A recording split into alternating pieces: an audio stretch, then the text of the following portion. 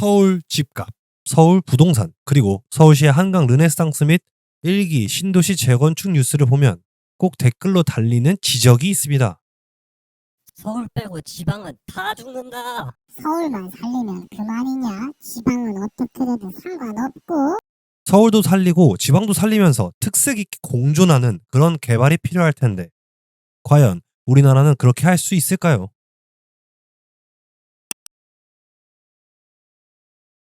우리나라는 지방 균형 개발을 하기에 치명적인 단점이 하나 있습니다. 그것이 무엇이냐? 바로 땅덩이가 너무 작은 것이죠.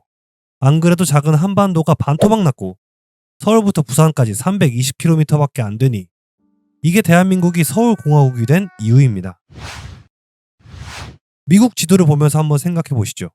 지도만 봐도 미국과 우리나라가 다른 점이 있습니다. 바로 미국은 물리적으로 아주 크다는 거죠. 미국 지도에서 먼저 뉴욕과 보스턴을 보겠습니다. 뉴욕 부동산이야 비싼 건 말할 필요도 없고 자타공인 세계 핵심 도시입니다. 보스턴은 아이비리그 대학이 모여있는 말하자면 일종의 학군지라고 할 수 있으며 동시에 뉴욕 근처라는 프리미엄도 있고 거주가 편리한 도시이죠. 그 옆에 오데오 근처에 미국 중북부 핵심 도시 시카고가 있습니다. 시카고 상품 거래소로 유명한 금융 중심지이죠. 동부 중심에는 워싱턴 DC가 있습니다. 미국 행정부, 입법부의 주요 인사들, 그리고 언론인, 정부 협력업체 등 수많은 인원들이 거주하겠죠. 계획도시라서 살기도 좋고 인구 밀도도 뉴욕에 비해 낮아서 쾌적합니다.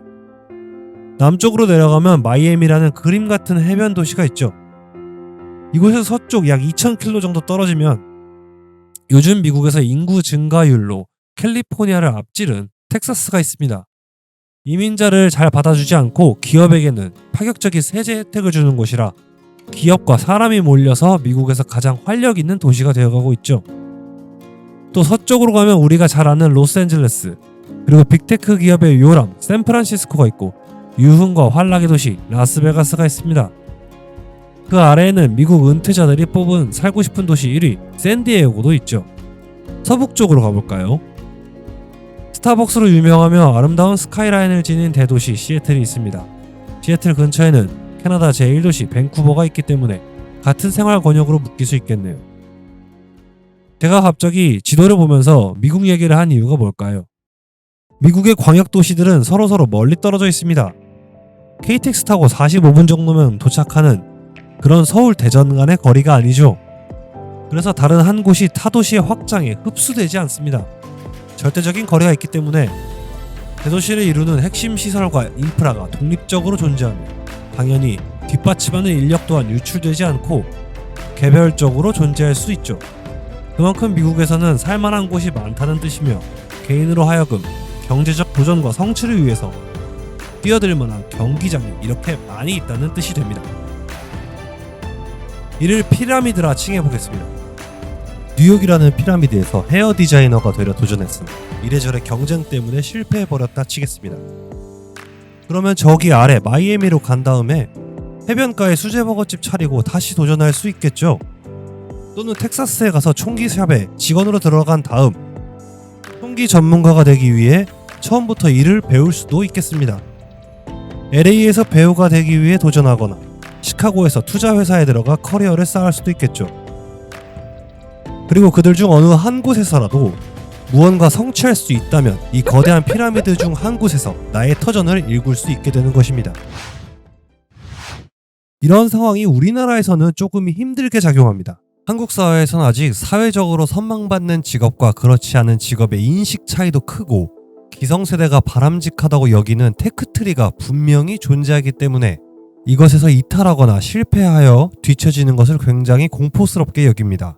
나의 위치와 성과에 대해 사람들이 아예 관심이 없다면 이런 것들이 문제가 되지 않겠지만 우리나라는 대부분의 국민들이 집중적으로 모여 살고 있는 나라죠. 게다가 SNS의 발달로 서로가 어떻게 사는지 마음만 먹으면 언제나 보고 들을 수 있는 시대가 되었습니다. 예시를 하나 들어보겠습니다. 내가 서울권 대학을 나오고 서울에서 나만의 사업을 시작하였으나 아쉽게도 실패했다 가정하겠습니다. 그리고 지방에 있는 고향으로 다시 돌아갔고 그곳 지방에서 다시 재기를 꿈꾼다 해도 안타깝게도 서울만큼 기회가 있진 않을 겁니다. 서울로 올라와서 다시 재도전을 한다면 주변 지인들과 동종업계 사람들을 어떻게든 맞닥뜨릴 수밖에 없겠죠. 우리나라에 돈과 사람이 몰리는 메인 경기장이 한 곳뿐이니 어떻게든 만나게 되거나 엮일 수밖에 없는 구조인 겁니다. 그래서 새로운 곳에서 시작하는 새로운 도전이 존재하기가 쉽지 않은 곳이 우리나라가 되는 것이죠. 부산의 기업들마저 부산을 떠나가고 있다고 합니다. 한국 제2의 도시 부산마저 이제는 활력을 잃고 인구가 감소하고 있습니다. 지방 소멸에 여러 가지 이유가 있겠지만 가장 큰 원인은 저는 교통의 발전 때문이라고 생각합니다. 천안 아산에서도 서울로 출퇴근이 가능한 세상이 되었습니다.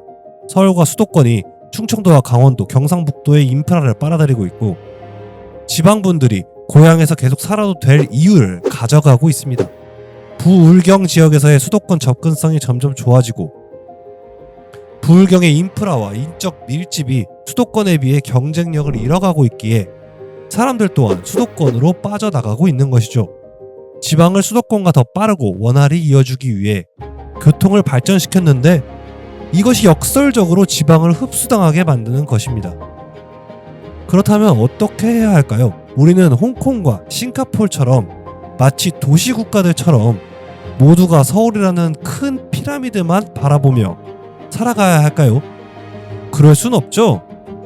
한반도의 면적이 상당히 좁고 대도시가 형성될 만한 평야지대로 조건을 한정하면 땅이 더 좁아지는 관계로 미국과 같이 물리적으로 상당히 먼 지역에 새로운 권역을 설계할 수는 없겠지만 기존의 권역을 확장하는 방식으로 우리나라는 현 상황을 타개해야 합니다. 수도권이 넓어지는 것이죠.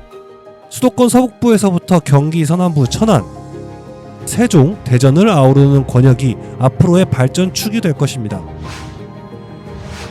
삼성전자의 시스템 반도체 클러스터가 용인시 남사읍에 들어섭니다. 투자 금액 20년간 300조 원이 투입되고 삼성전자 화성 캠퍼스, 평택 캠퍼스와 연계가 될 것입니다. 고용 유발은 160만 명 정도로 추산되고 있습니다. 지난 1월 새로 오픈한 수원 스타필드가 1호선 화서역 근처에 생겼습니다. 경영진은 이렇게 생각했을 것 같습니다. 장기적인 안목으로 보기에 수도권은 향후 응축되기보단 확장해야 하는 것이 숙명이라는 것을 깨달은 것이죠.